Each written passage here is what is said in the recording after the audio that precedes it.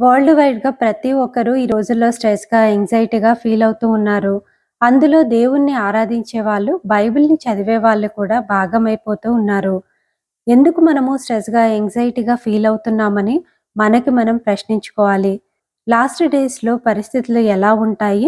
మనం ఎలా ఉండాలి అనేది దేవుడు తన వాక్యాల్లో ముందుగానే తన సేవకుల ద్వారా రాయించి ఉంచాడు.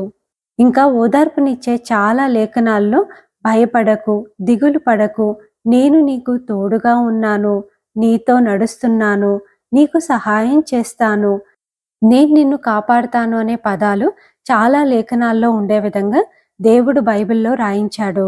మనం ఆ వాక్యాలన్నిటిని కూడా ఎవరైనా మనల్ని బాధ పెట్టినప్పుడు, ముఖ్యంగా డైలీ నీడ్స్‌కి స్ట్రెస్ అవుతుంటే జాబ్ రిలేటెడ్‌గా, ఇంకా ఫ్యామిలీలో మిస్‌అండర్‌స్టాండింగ్స్ వచ్చినప్పుడు, లేదా ఏదైనా అన్యాయం మనం జరిగినప్పుడు స్క్రిప్చర్స్‌ని గుర్తు చేసుకుంటే ధైర్యంగా ఒక హోప్‌తో ఉంటాము. మన లైఫ్‌లో ఏదైనా సమస్య వచ్చినప్పుడు లేదా బాడీ, మైండ్‌లో డిస్కంఫర్ట్‌గా ఫీల్ అవ్వగానే మనము 2 పనులు చేయాలి. అందులో ఒకటి ప్రార్థన, రెండవది మీరు ఉన్న సిట్యుయేషన్‌కి తగ్గ స్క్రిప్చర్‌ని గుర్తు చేసుకొని దాన్ని మెడిటేట్ చేయాలి. మీ సిట్యుయేషన్‌కి తగ్గ స్క్రిప్చర్‌ని మెడిటేట్ చేయాలి అంటే బైబిల్‌ని చదువుతున్నప్పుడు మీ మనసుకు దగ్గరగా అనిపించిన లేఖనాన్ని ఒక నోట్‌బుక్‌లో రాసి పెట్టుకోవాలి. రోజు ఒక లేఖనాన్ని మీ వాయిస్‌లో రికార్డ్ చేసి విన్నప్పుడు చాలా ధైర్యంగా ఉంటుంది.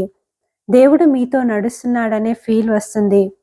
మనమంతా ఈ రోజు నుండి ఒక స్క్రిప్చర్‌ని గుర్తుపెట్టుకుందాము. అదే సామెతల 3 అధ్యాయము 5, 6 వచనాలు. నీ స్వబుద్ధిని ఆధారం చేసుకొనక నీ పూర్ణ హృదయంతో యెహోవా యందు నమ్మకముంచుము. నీ ప్రవర్తన అంతటి యందు ఆయన అధికారమునకు ఒప్పుకొనుము. అప్పుడు ఆయన నీ త్రోవలను సరళం చేయును.